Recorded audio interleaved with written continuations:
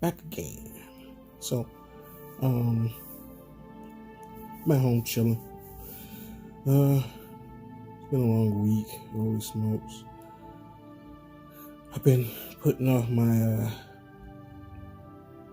YouTube videos, which I know I shouldn't. I know I said I would come up with a video the other day, but yeah, I've been doing a lot of other stuff. But anyways, the next video that I want to make is a course called Proximal Authority.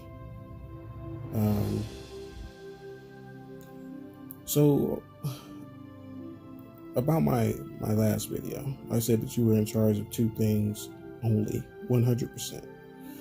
And that's true, what you say and what you do. But there are other things that you can be in charge of as well. The problem with those is that you don't have complete authority over those. And that's what I like to call proximal authority. It's not completely from the source, because you are not the source of control when it comes to a lot of things outside of those two things that you have complete control over. So you have to adhere by proximal authority, because that's as far as you can go in calling it authority. I'll give an example. Like I said, I gave a few examples, but I'll elaborate on those. Training a dog. I have two dogs myself. I got a Great Dane and a Doberman. Now, those two dogs, they have completely different temperaments. Great Danes, they're known to be docile, semi-lazy sometimes. They're easygoing. They're stubborn, definitely. But they're very caring dogs. The other dog that I have, like I said, is a Doberman. They're high energy. They are quick to learn. They are very, very obedient when taught correctly. They have, agile speed, all these things. But they're both dogs, but they also have different characteristics based on their breed and temperament. Now, training them was completely different than what I had expected. Training my Great Dane was a challenge. When I got her, she didn't know anything. She didn't even know how to go up and down stairs when I got her. Now, mind you, that my dog was a year old by the time I got her. So, that wasn't like a small thing. That was a pretty huge thing, because she was a pretty good big dog that couldn't go up and down stairs at that point. My Doberman, he's not that hard to train. He trains very easy, because it's in his breed to be trained very easy. My point of bringing this up is that proximal authority plays a huge factor in this, because I was given more authority due to it's my cat, due to the nature of the animal, due to the nature of the breed. I also, like I said, I have a cat. And here she comes. What's up, kitty? Come here, kitty. Come here, kitty. Come here.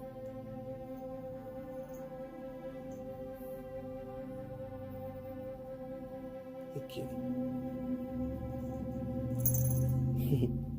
But anyways, I guess I'm not going to cut that part out. Because we're going to be like, you're a little sucker. Whatever. It's my cat. So what? But anyways, so I ended up, training him pretty easily. Like, he responds to everything. But anyways, my point is that, like I said, there's a difference in the amount of authority that I'm able to give. Even though the authority is given by the animals. That's what the authority is given, because that goes back to power and responsibility. But due to their individual temperament, I have different levels of control when it comes to them. There are certain things my Great Dane won't do, and there are certain things my Doberman won't do, and vice versa of what they will do. It's very important that you understand the dynamics of where you have authority, and how it's given, because that can help you determine how effective your authority can be. Now, granted, like I said, they're both dogs, so people would expect, why can't you train them the same? Well, because they have their individual temperament. That's why. The more factors that you put, the more variables rather that you put in between you, well, that you're not going to put them, but the more factors that are physically in the way of between you and the point of authority, which is the external force, the further away your control is. This goes with everything. This is a fundamental, because people, once again, don't understand these things.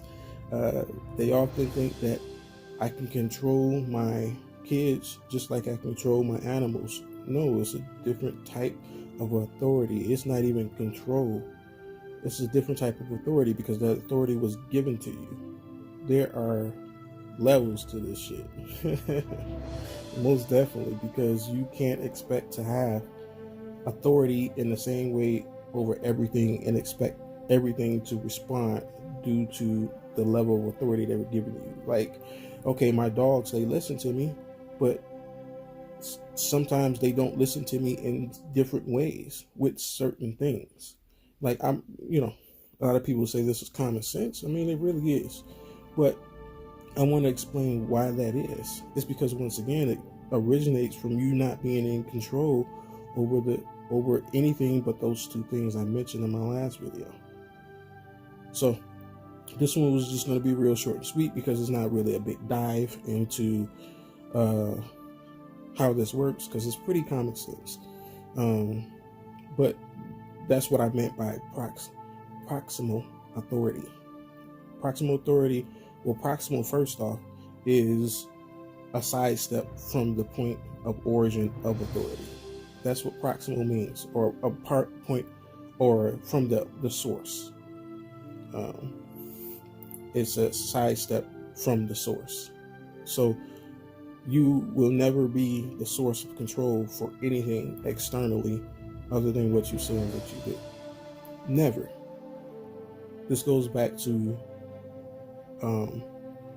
accounting for accountability, because if you understand that you can only be, if you understand how proximal authority works, which I just explained, then you can properly assess where you should be accountable for.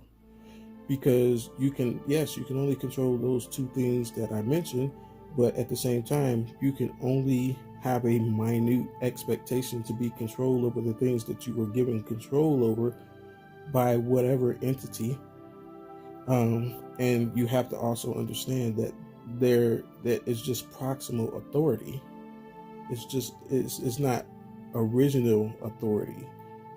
So that'll help you take the burden off yourself when it comes to accounting for the accountability that you may not have the responsibility for. Like, yeah, I'm responsible for my dogs, although at the same time, I'm not responsible for a lot of their behaviors, because they're just built into them. They're their own entity. They have a high level of autonomy to them, So, when my dog do things, like, yeah, I scold them and I correct them, their behavior, but it's to be expected. I don't stress out about it. It just is what it is. But anyway, a little short video. Well, I guess it's not that short. It's about the same length as the other ones. But anyway, you got a little, I guess you can say the soft side of the wolf, a little cat feature in there. But anyway, I'll catch you guys another time. This has been a Wolf in Better Clothes. Peace be with you, and may you have a good day.